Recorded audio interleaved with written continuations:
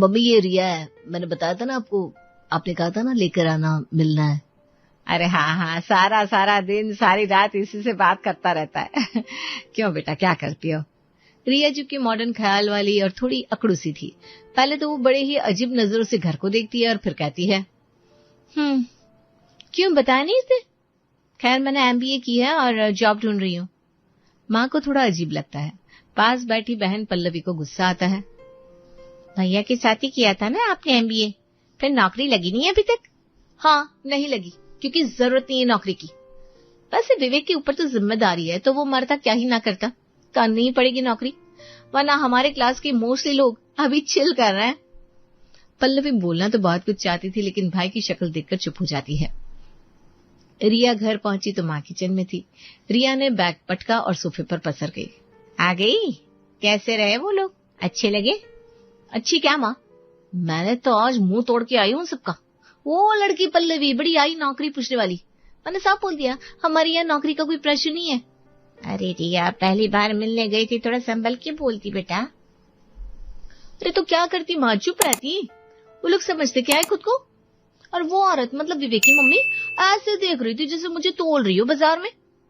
अरे बेटा, वो माँ है उसकी, देखेंगी नहीं तो क्या करेंगी। और तू भी ना देख, मैंने एक बात पक्की कर ली है, इन लोगों को सर पर नहीं चढ़ाना है बिल्कुल। शुरू से ही पता होना चाहिए इन्हें कि रिया कोई दबने वाली नहीं है। और वैसे भी विवेक मुझसे शादी करेगा, चाहे ये माने या ना माने, तो इनकी मर्जी का तो सवाल ही नहीं है। हाँ, लेकिन बेटा साथ तो इन्हीं के रहना है ना, थोड़ी मिठास रख लेती। मिठास रखूंगी माँ, लेकिन बाद में, पहले औकात तो पता होनी चाहिए ना सबको। विवेक का फोन आएगा अभी, वो खुद बताएगा कि मैंने कितने सही जवाब दिए आज। शादी तय हो गई। घर में खुशी तो थी, लेकिन एक अजीब सी बेचैनी भी थी। पल्लवी ने नोटिस करना शुरू कर दिया कि विवेक अब उससे ठीक से बात नहीं करता। पहले जो भाई सुबह उठते ही दीदी दीदी करता था, वो अब कमरे में घुसते ही फोन निकाल लेता था। भैया चाय पी ले। नहीं पीनी, और बार बार कमरे में आने की क्या जरूरत है। पल्लवी को लगा शायद मूड खराब है, लेकिन फिर ये रोज का होने लगा। एक दिन माँ ने बताया कि रिया ने विवेक से कहा है कि पल्लवी बहुत टोकती है और घर के मामलों में दखल देती है। पल्लवी के पैरों तले जमीन खिसक गई। वो सीधे रिया से मिलने गई। रिया, एक बात पूछनी थी, क्या भैया से मेरे बारे में कुछ बोला तुमने? हाँ तो जो सच था वो बोला। तुम हर चीज में टांग अड़ाती हो, विवेक की जिंदगी में, उसके फैसलों में, ये ठीक नहीं है। रिया, मैं उसकी बहन हूँ, बचपन से साथ हूँ, और ये टांग अड़ाना नहीं है। ये तो बचपन की बात और थी, अब वो मेरा होगा, तो थोड़ा स्पेस देना सीखो। पल्लवी कुछ नहीं बोली और घर आ गई। शाम को विवेक आया तो पल्लवी ने धीरे से कहा, भैया बस 1 मिनट, मुझसे नाराज हो क्या किसी बात पर? देख पल्लवी, रिया मेरी होने वाली पत्नी है, उसके बारे में उल्टा सीधा मत बोला कर। मैंने कब बोला भैया? बस बहुत हो गया, अपना काम कर, अपनी जिंदगी देख। और विवेक कमरे में चला गया। पल्लवी वहीं खड़ी रह गई, आंखें भर आई। वो भाई जो कभी उसके बिना खाना नहीं खाता था, आज उसी ने 2 टुक बोल दिया था। उसे समझ में नहीं आ रहा था कि गलती कहाँ हुई उसकी। पल्लवी से रहा नहीं गया। एक रात जब विवेक बाहर गया था तो उसने माँ बाप को बिठाया। माँ पापा, एक बात कहनी है। वो रिया, मुझे नहीं लगता वो इस घर के लिए ठीक है। वो भैया को हमसे दूर कर रही है, देख नहीं रहे आप लोग? अरे बेटा, लव मैरिज है, थोड़ा ऐसा होता है। पापा ये थोड़ा नहीं है, भैया मुझसे बात नहीं करता। आपसे भी कब से ढंग से बात की है पिछले महीने में? माँ चुप रही, लेकिन उनकी आंखें बता रही थी कि उन्होंने भी सब महसूस किया था। अगले दिन माँ ने विवेक को प्यार से बिठाया। बेटा एक बात कहो, रिया अच्छी लड़की है, लेकिन बेटा कोई और देख लेते हैं घर के हिसाब से। मतलब क्या है आपका? बेटा पल्लवी से तेरा रिश्ता। अरे बस माँ बस, पल्लवी ने भेजा है ना आपको, मैं जानता था। देखो साफ सुनो, मैं रिया से ही शादी करूंगा, बस रिया से। और अगर ये घर रिया और मेरे बीच में आया ना तो मैं घर छोड़ दूंगा हमेशा के लिए, समझ गए? विवेक ये क्या बात हुई बेटा? पापा मैंने जो कहा वो फाइनल है। और वो कमरे में चला गया। घर में सन्नाटा छा गया। माँ की आंखें भर आई। पापा ने एक लंबी सांस ली। पल्लवी दरवाजे के पीछे सब सुन रही थी। हार कर घर वालों ने हाँ कर दी। शादी की तैयारियां शुरू हो गई, लेकिन घर में जो खुशी होनी चाहिए थी वो कहीं नहीं थी। बस एक डर था, एक चुप्पी थी, और पल्लवी की वो नम आंखें थी जो जानती थी कि आगे और मुश्किल है। घर वालों ने सोचा कि पल्लवी की शादी पहले कर दो। अच्छा लड़का था, सीधा साधा घर था। पल्लवी ने भी ना नहीं की। शायद वो खुद भी समझ गई थी कि अब इस घर में उसकी जगह बदल रही है। शादी धूमधाम से हो गई।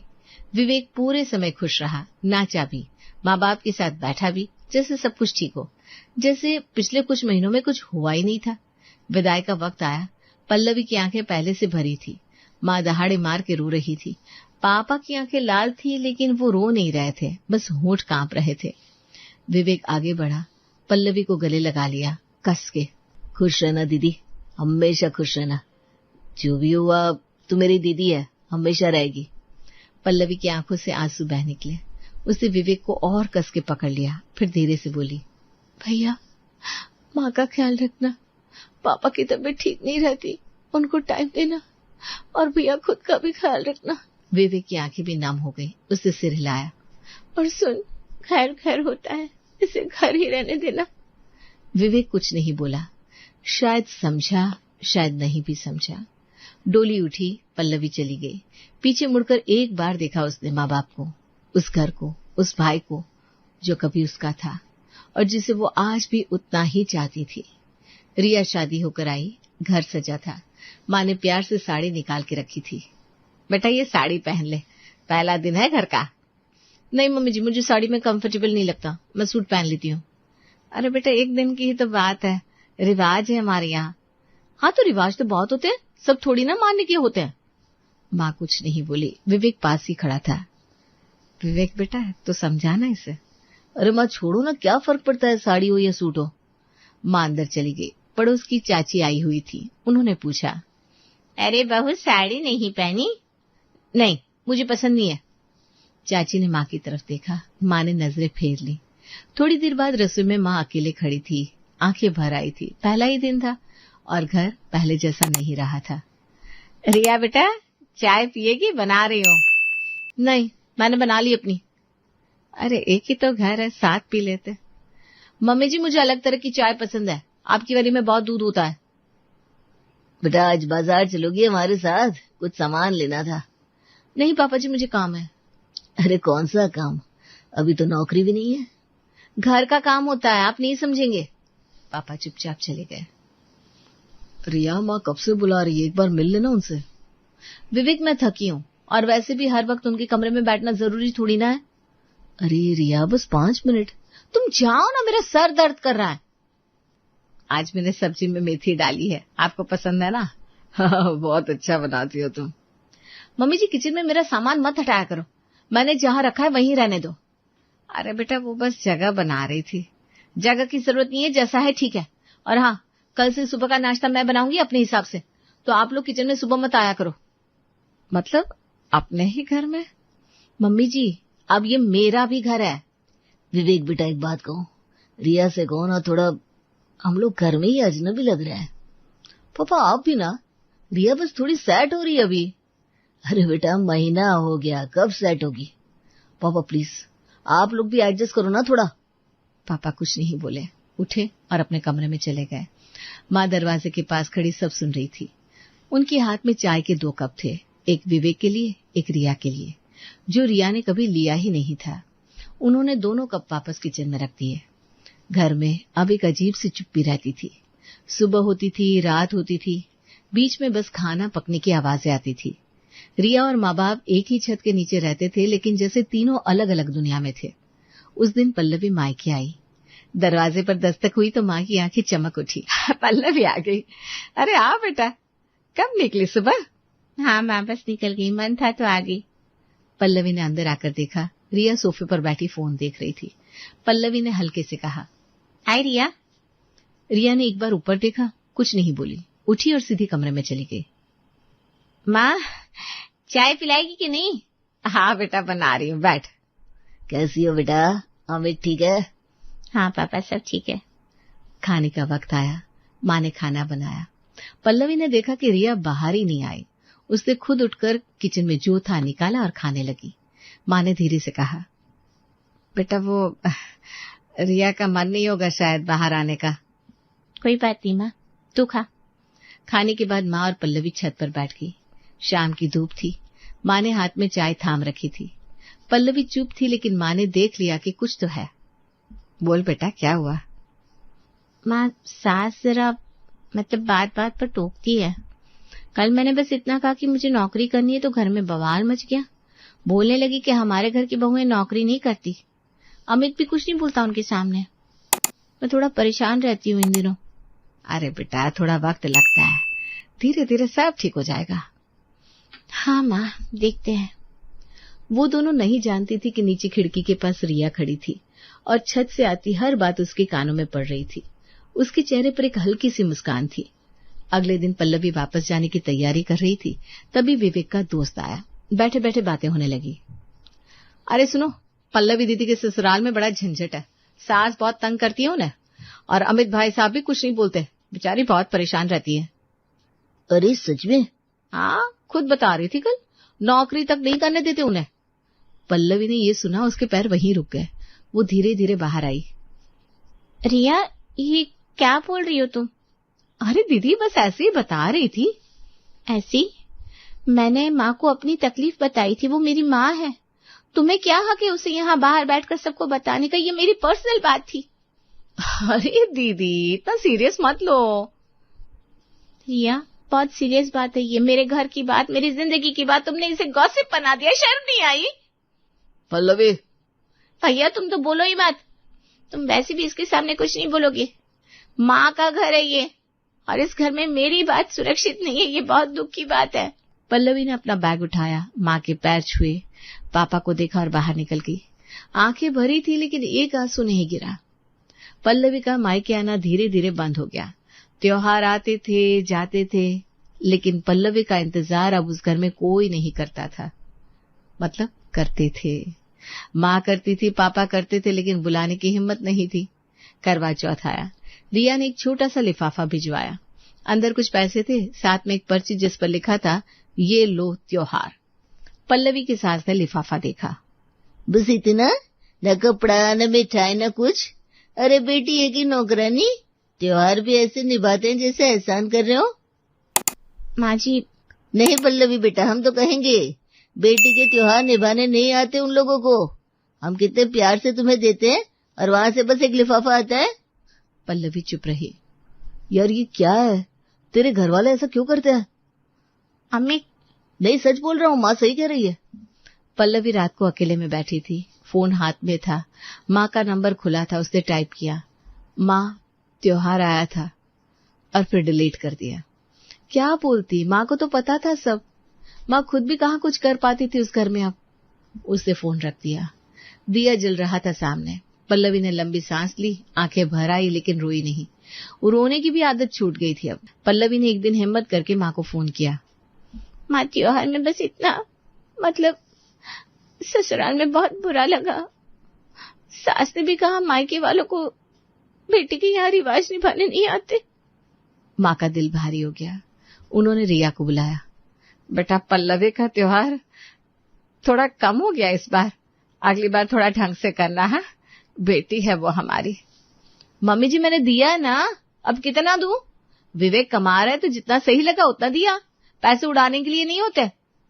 बेटा वो बात नहीं है, रिवाज है। रिवाज? तो मम्मी जी, आपको इतना ही शौक था बेटी को देने का, तो पहले से पैसे जोड़ने चाहिए थे अपने। बेटे के पैसे से बेटी का त्योहार निभाया जाएगा क्या? आपकी बेटी है, आप निभाओ अपने पैसों से, विवेक के पैसे से क्यों? माँ के मुंह से कोई जवाब नहीं निकला। और वैसे भी पल्लवी दीदी का घर है, पति है, वो खुद क्यों नहीं कमाती अगर इतनी तकलीफ है तो? माँ कमरे में चली गई, दरवाजा बंद किया और चुपचाप बैठ गई।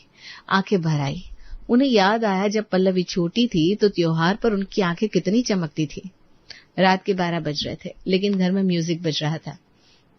रिया के दोस्त आए हुए थे, हंसी ठहाके, जोर जोर से बातें। माँ पापा के कमरे में बंद थे। पापा की आंख नहीं लग रही थी, माँ करवट बदल रही थी। कितने बजे तक चलेगा ये? पता नहीं। विवेक को बोलो ना। आप बोलो ना, मेरी तो सुनता ही नहीं वो अब। पापा उठे, दरवाजा खुला, बाहर का नजारा देखा और चुपचाप वापस आ गए। जाने दो। अपने ही घर में कैद हो गए हम। हाँ, बस इतना ही बोले। एक लंबी चुप्पी छा गई। जब से ये आई है घर घर नहीं लगता, अपना कुछ नहीं लगता, रसोई भी नहीं, आंगन भी नहीं। क्या करे, बेटे को बोलो तो वो रिया की तरफ हो जाता है। पल्लवी सही कहती थी, हमने सुना नहीं। अब क्या फायदा उस बात का? पता नहीं इस घर का क्या होगा। पापा ने लाइट बंद की, लेकिन नींद दोनों से कोसों दूर थी। बाहर म्यूजिक बजता रहा। सुबह माँ उठ नहीं पाई, सिर भारी था, बुखार था। पापा ने विवेक को आवाज लगाई। विवेक बेटा, माँ की तबीयत ठीक नहीं है, डॉक्टर के पास ले चलते हैं। हाँ पापा, चलते हैं। रिया, चाबी देना गाड़ी की। अरे इतनी सी बात पर डॉक्टर? बुखार है, उतर जाएगा। क्रॉसिन रख दिए टेबल पर। लेकिन यार विवेक, आज मेरा काम है जरूरी, तुम्हें मेरे साथ होना चाहिए। माँ हो जाएगी ठीक।